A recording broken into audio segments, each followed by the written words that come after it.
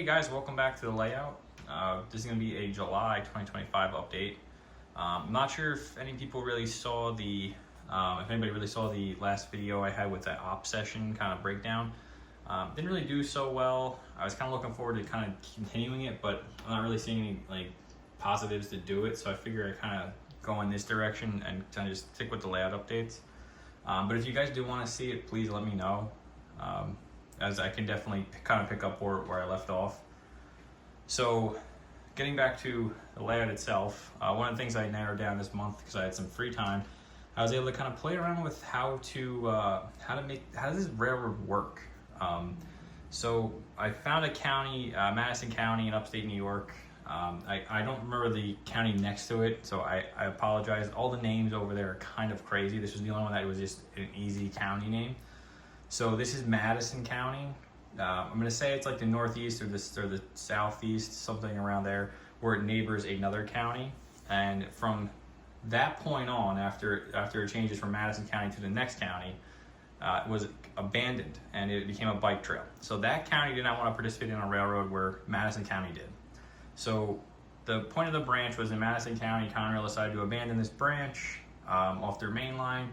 It ran about, say, 15 miles up to a quarry, and Conrail decides to get rid of it in the late 80s. Madison County steps in because the quarry still wants to operate, so they decide to put their own railroad in. Maybe it goes about 2 years. They were able to erect this building you guys see in front of me, and then they end up filing abandonment as well.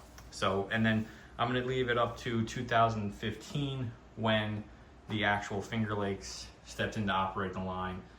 You can see the building's still standing. We were able to fix the building up, and yeah, so this was actually an eBay find. Shocking. I found this and I said, this is the building for this layout. So I was kind of skeptical of it. This is actually, I think it's a roundhouse kit, whatever it is. I can definitely, if you guys want to just comment, I can tell you what the kit is. But I found it on eBay. This guy already weathered it, painted it. It looked beautiful, and the doors operate. So everything I wanted in a engine house was in this, because when I go between my two railroads I have, the Finger Lakes or the Claremont and Concord, like both just scream this engine house. As well as if I go into the future and have like the Genesee Valley participate, if I buy those types of locomotives, whatever, this is like perfect. So I got this in. It literally just popped in. I got it the other day. It's been awesome. I can't stop looking at it. It looks so good. I did also get my 2 miles back from Garden State Model Works. Now, I sent them out to get sound and lighting. I still have to do a lot of work to them myself, don't get me wrong.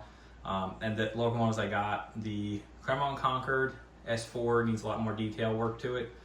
It's an old Atlas yellow box, so drives and stuff, John was able to get it working again. Lights look spectacular, sounds amazing, but I still got to finish up the actual work to it. And the Conrail B23-7 was kind of like a mismatch. I got it on eBay years ago, and it was a DC model, but John was able to really fix it up and put kind of the spin I wanted onto it. So Finger Lakes 1943 is almost done. Very happy with it. I'm gonna just fire up real quick, and the wheels are pretty dirty, so I'm not sure if it's gonna really go over too well, but I'm gonna just fire up the Claremont Concord unit so you guys can hear it. I was able to program the headlights on different different functions, so I have F0 or 5 is gonna be the front headlight, and F0 is gonna be the rear headlight. So bring it up on the engine house here, and then I can show you guys the Conrail unit. Sorry about this. So track 30 and the locomotive are pretty dirty too. I haven't really got to kind of clean it, but just wanted to show you guys what it looks like. So this will be like, if I get bored with the Finger Lakes, this is kind of the engine I'm gonna go with. And just to cruise around, and so you know, it really just adds a cool operation variant. And the premise is like, say Claremont Concord ends up winning the contract, and this is a different section I can kind of model the layout. That's what I really wanted to focus on. The other side being the Finger Lakes, I was able to get this guy back. So I'm just gonna open the doors here.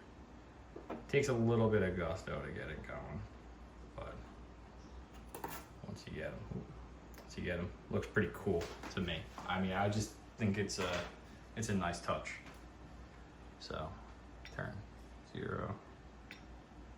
So John did ditch lights front, rear, as well as ground lights. So I programmed the unit to have independent operating headlights and ditch lights.